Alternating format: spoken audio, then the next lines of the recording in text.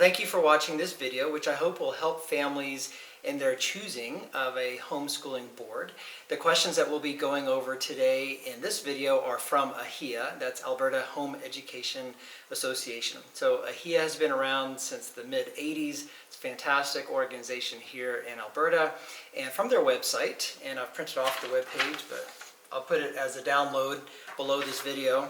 But they have provided from this website, and it's the About AHEA website, these 10 questions.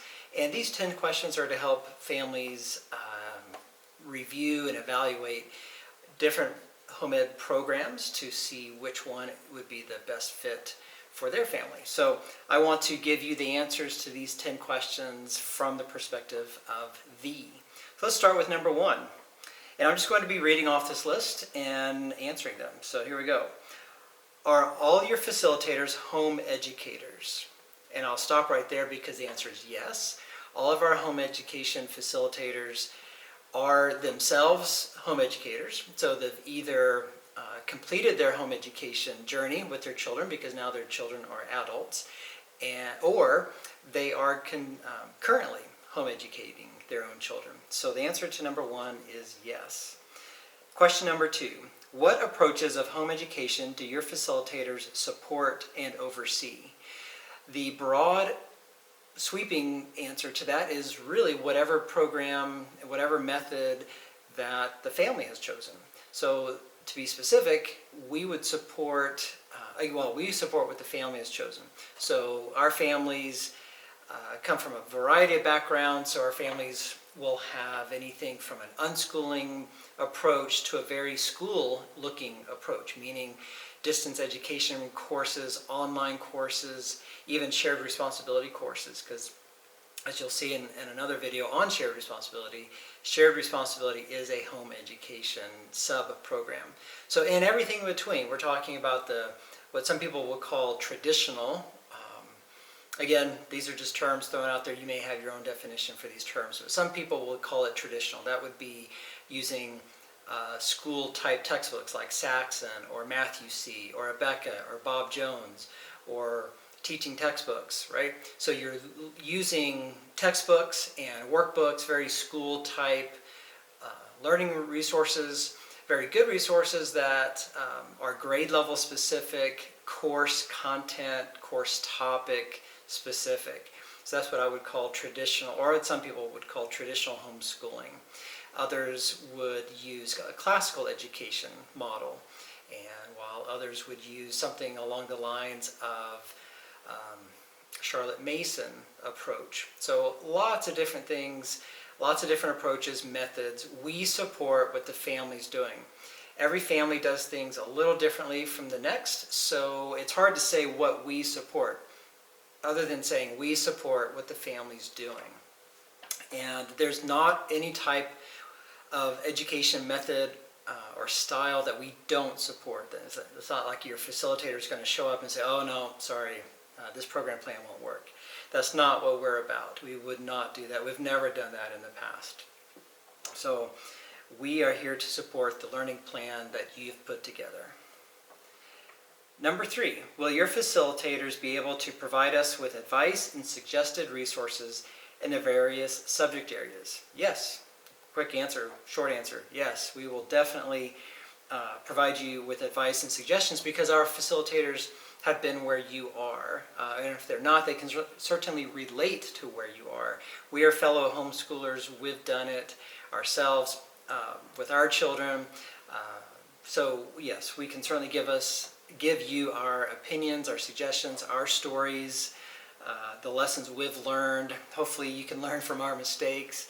So yes, we can certainly answer those kind of questions and give you suggestions. Matter of fact, on the website, there's a whole web page called resources, and those resources include non-Alberta Ed resources. So again, the Saxon, the math, the Bob Jones, the Rebecca, the Matthew C., etc. Mystery of History comes to mind. All of the Donna Ward materials from Northwood Press, all the way to Alberta Ed type resources. So we have many, many different resources. We're always adding to it. We listen to our families every year. I get feedback from the families, from the facilitators, and so I'm always adding resources to that resources webpage. So we definitely place a high priority on giving you as many ideas and suggestions for methods and resources. So that's a resounding yes on that one. Question number 4. What can we expect during the 2 visits with the facilitator that are required in the Alberta Home Education Regulation?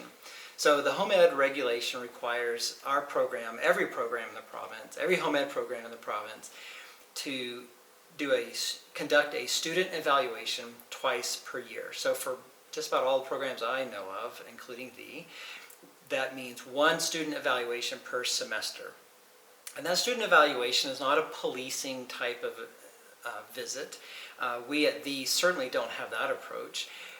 Our evaluation is by regulation to evaluate progress and achievement. So what you can expect us walking in, wanting to encourage you, wanting to see what your son or daughter has done up until that point in the school year. Let's say it's in the first semester. We just want to know how things are going. We're measuring progress, we're measuring achievement. That's going to look differently in the first semester than it will in the second semester. So I do have other videos in this virtual open house webpage that talk specifically about the evaluation visits. So please refer to those videos. But just to say, those are low-key, low-pressure visits with the family, and usually the families look forward to it, and the children look forward to it. The children look forward to having an adult who's not mom and dad or dad come in and just see what they're doing. You know, we're looking at the trophies. We can do it informally. Like I said, trophies, ribbons, certificates, awards, all kinds of things are evidence and proof of progress and achievement. So we're not looking at just assignments and not just textbook type things. We're looking at a wide variety. I remember one family I facilitated, the son was this brilliant piano player, and he would play music. He was a public speaker, so he would give, or he would but he would do part of his public speaking that he often would win an award for in the local community. So all kinds of things will constitute an evaluation. It's not dry, it's not boring, and it's fun. It's not meant to be any kind of a pressure, stress day for anybody. Number 5, are home visits with our facilitator compulsory? Yes, they are required by regulation. This isn't just something that V came up with. It is right out of the regulation, so all home ed programs are required to do it. Once per semester is the minimum. So are they compulsory? Yes. Or are there other, the second part says, or are there other places where we could meet? So that question kind of throws a curveball on the second half because it's talking about location. The first part of the question is, are they compulsory? Yes. Perhaps the word home visit means, do they have to be in the home? No, they don't have to be in the home. I've met with families at a Tim Hortons, at a local restaurant. You know, if you're not comfortable meeting in the home, or perhaps sometimes the home is off the beaten path, off gravel roads, and it's just easier to meet in town, of course, we can certainly do that. The second half, are there other places we could meet? Definitely. You can even meet in our office building if you'd like. It's kind of cold and impersonal in an office, but if that's what you'd like to do, that's fine. We prefer to meet in the house because the parent obviously is more comfortable in the house. The children are more comfortable in the house. It's more secure. It's safe environment. It's a comfortable environment for the children. You know, when they see a stranger come in for that first time, the stranger being the facilitator that first time, sometimes they're a little hesitant, especially the younger ones. So we definitely want to meet in an area where the children feel comfortable meeting. So oftentimes it's in the house, and it's mostly out of convenience too for the family. So we typically will come to you unless you tell us otherwise. And if you want to make other plans, by all means, we'll definitely do that. Number 6, what are the expectations of the facilitator at these meetings? What do they expect to see in a home education program and portfolio? I'm going to ask you to look at the videos we have in the section in this web page the section that talks specifically about evaluations, because there's a lot of information there, and I just don't want to repeat it here. Lots of the other video goes into depth on that. Number 7, what is your perspective regarding the role of the school board or private school in evaluating a student's progress? For example, testing and assessments. We don't require tests, formal standardized testing. Most home education programs that are really good don't require that. So we can suggest some standardized testing if that's what the parent's looking for, like the Canadian Achievement Test. They're up to version 5 now. It's all web-based.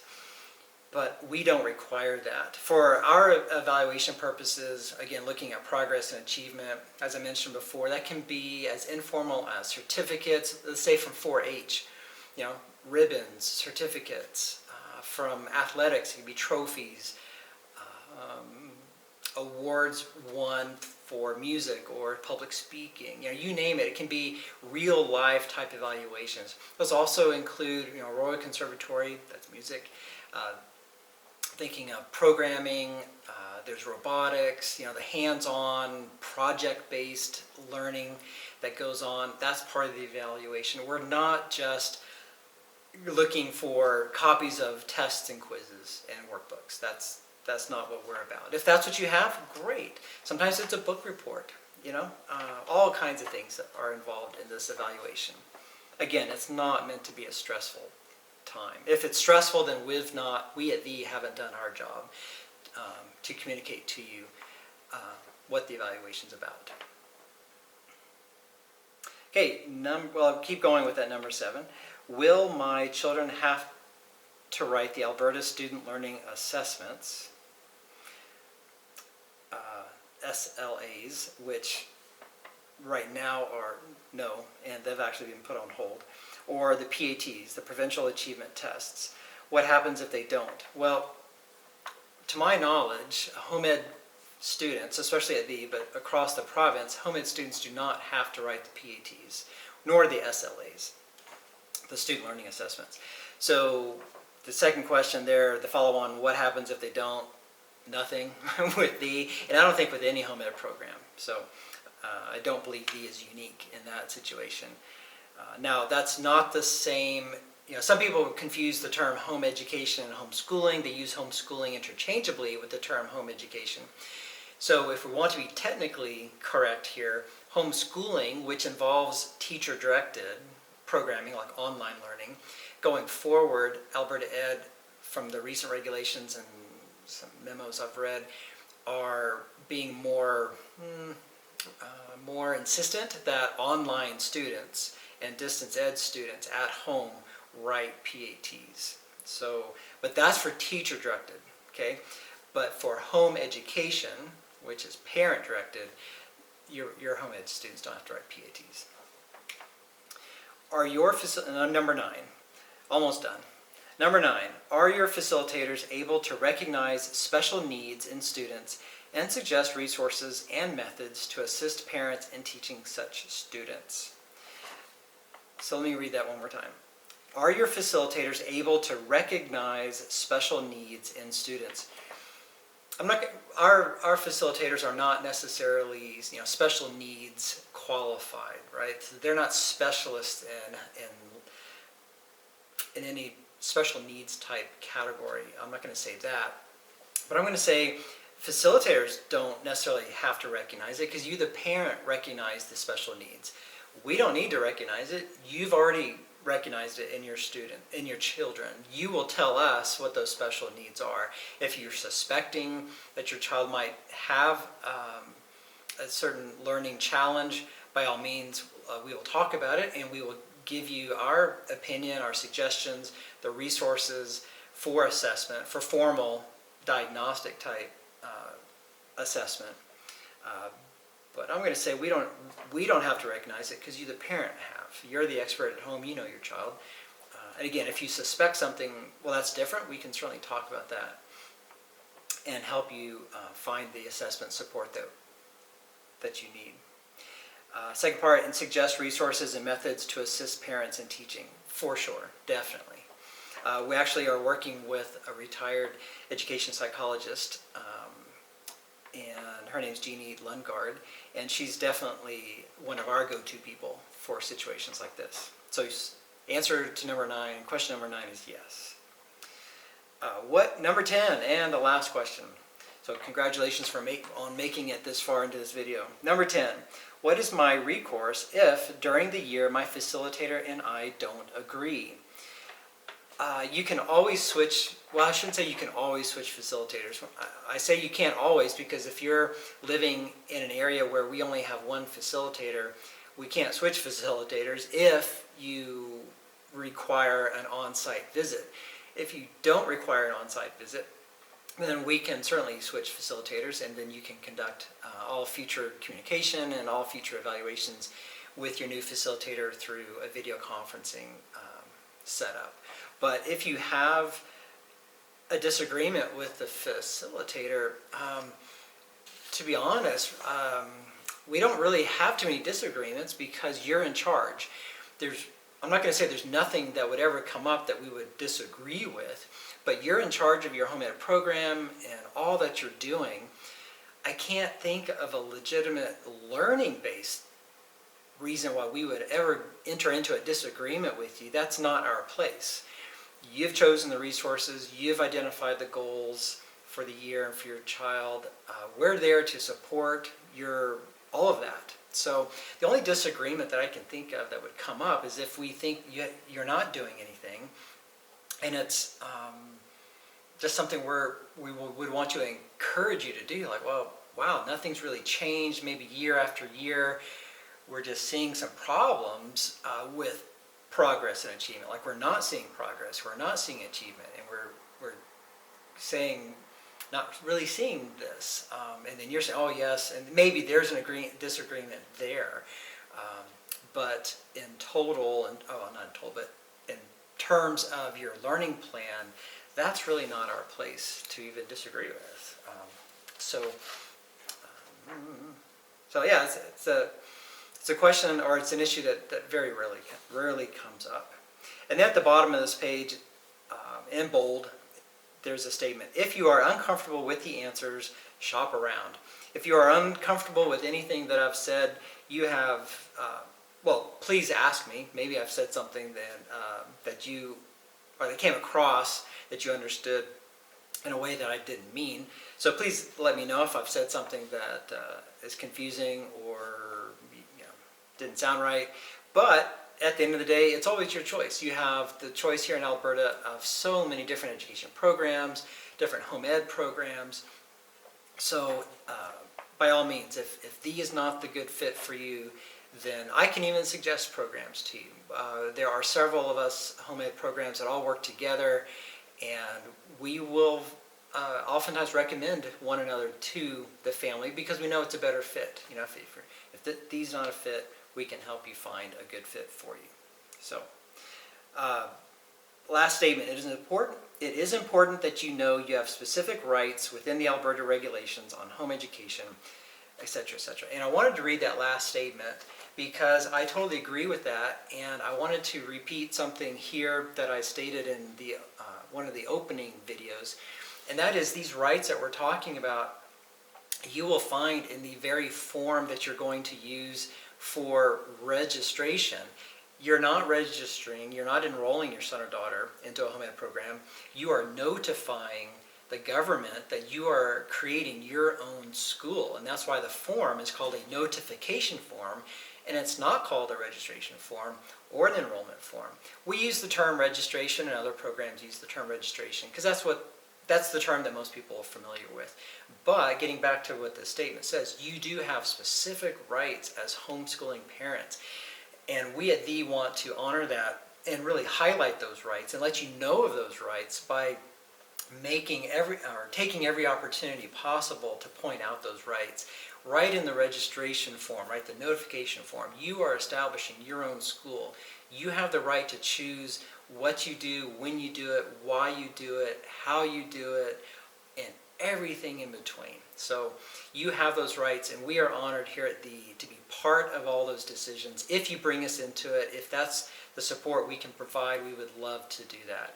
So I'll stop there, and thank you again for watching the video. If you have questions about how we as a board will support you, please get in touch with me. You can contact me directly. Phone number is 780-467-5511, and my email address is brett@the.ca. So hopefully I'll be hearing from you soon.